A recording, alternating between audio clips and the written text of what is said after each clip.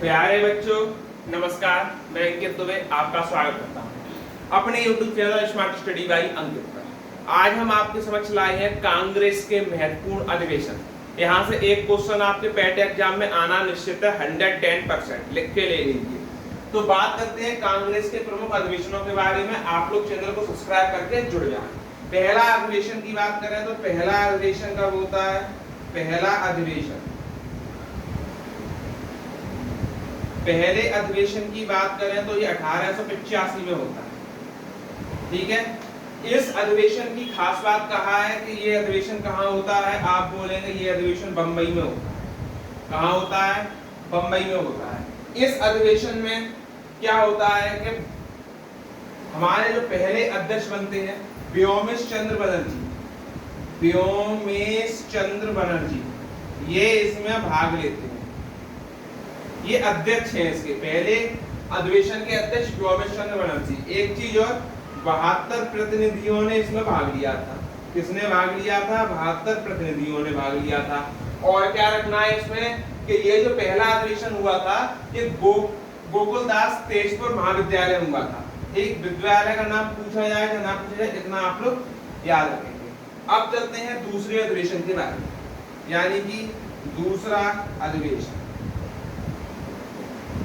दूसरे अधिवेशन की हम बात करते हैं तो ये अधिवेशन होता है 1886। याद रखेंगे डेट के साथ, 1886 में अधिवेशन होता है।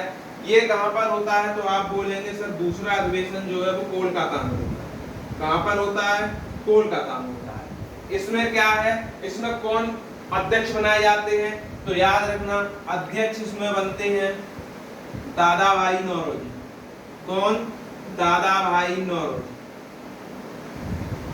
ये कौन थे? तो ये पूछा जाता है तो याद रखना ये पारसी अध्यक्ष। कौन थे? ये पारसी थे। ठीक है, तीसरे अधिवेशन की हम बात कर लेते हैं। यही पूछा जाएगा कहाँ हुआ, अध्यक्ष कौन थे। तीसरे की बात हम कर लेते हैं। देखिएगा तीसरा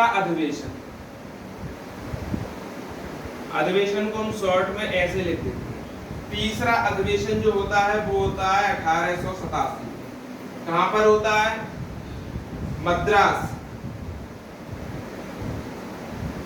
मद्रास में होता है। कहां पर होता है? मद्रास में। अध्यक्ष कौन बनते हैं इसमें? याद रखना बदरुद्दीन तैयब जी। बदरुद्दीन तैयब जी इसमें अध्यक्ष बनते हैं। ठीक है, ये आपको याद रखना है। ये कौन थे? तो प्रथम मुस्लिम अध्यक्ष थे। ये हमने 3 अधिवेशन बात कर लिए। अब आगे चलते हैं, बात करते हैं हम चौथे अधिवेशन के बारे में, यानी चौथा अधिवेशन।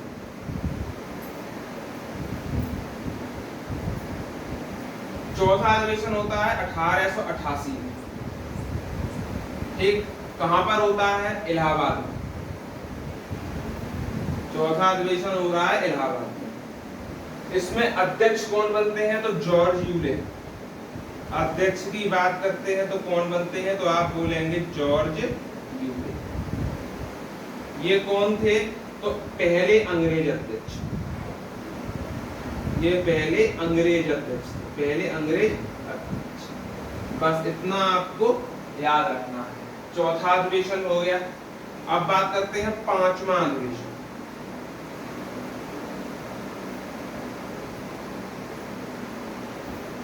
ये होता है 1889। कहाँ होता है? तो आप बोलेंगे बंबई में। पांचवा अधिवेशन कहाँ हो रहा है? बंबई में हो रहा है। अध्यक्ष कौन बनते हैं? तो आप बोलेंगे बैडरबर्न।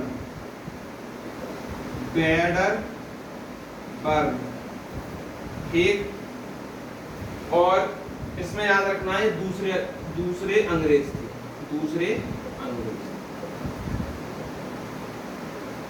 अब बात करते हैं छठा अधिवेशन,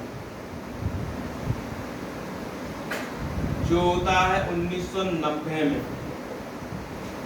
ठीक है, इसमें जो बात करते हैं तो इसकी अध्यक्षता किसने की? अध्यक्ष कौन थे?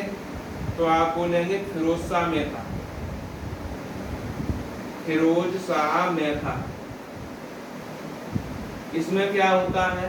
इसमें कादम्बिनी गांगुली ने भाग लिया है। कादम्बिनी गांगुली ने भाग लिया था, ये आप लोग याद रखें। इस तरह हमने 6 अधिवेशन पूरे कर लिए। आगे चलते हैं। ठीक है, 1896 का कलकत्ता अधिवेशन। ठीक है, कलकत्ता में हुआ था। अध्यक्ष कौन थे? रहमतुल्ला सयानी। ये अधिवेशन इंपोर्टेंट क्यों बन जाता है? क्योंकि इसमें जो था वंदे मातरम गाया, वंदे मातरम जो गीत है वो गाया, इसलिए ये बन जाता है इंपोर्टेंट। अच्छा, 1901 का कलकत्ता अधिवेशन, अध्यक्ष कौन थे?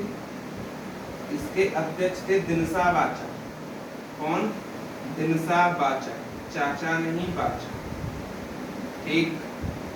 अच्छा, इसमें ये क्यों इम्पोर्टेंट है? पहली बार गांधी जी ने भाग लिया। गांधी जी इसमें उपस्थित हुए। गांधी जी उपस्थित हुए, इसलिए ये अधिवेशन भी इम्पोर्टेंट हो जाता है।